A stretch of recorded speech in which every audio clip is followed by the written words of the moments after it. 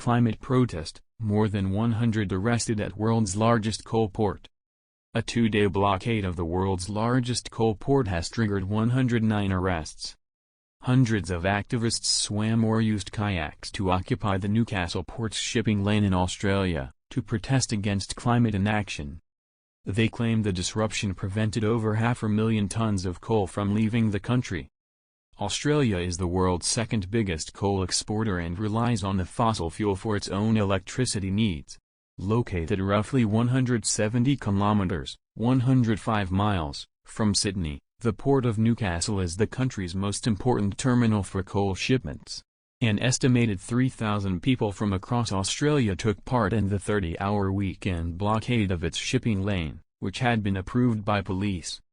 But dozens of protesters remained in the water following the protest cut-off point, triggering 109 arrests, including 5 minors who were subsequently released. On Monday, 104 people were charged over their refusal to leave the harbour channel, according to a statement from New South Wales Police.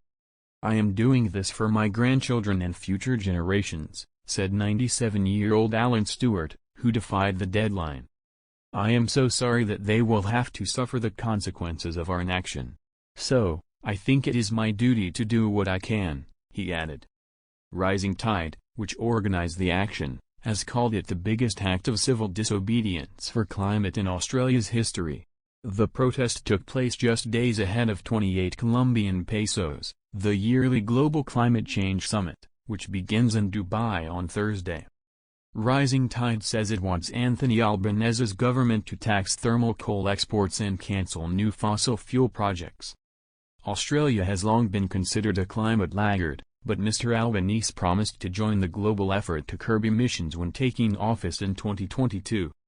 Since then, his government has enshrined into law an emissions reduction target of 43% by 2030, up from the nation's previous commitment of 26 to 28%. That difference is equivalent to eliminating emissions from Australia's entire transport or agriculture sectors. But Mr. Albanese has also refused to outlaw new fossil fuel projects completely, and has greenlit 4 new coal mines since last May, with 25 more projects waiting for approval, according to the Australian Institute. Anjali Beams, a 17-year-old school student from Adelaide who was one of the last protesters to leave the Newcastle shipping lane on Sunday, said she was risking arrest because Australia's decision-makers have consistently ignored young people's voices. "I will not be complicit in letting my future get sold away by the fossil fuel industry for their profit," she added.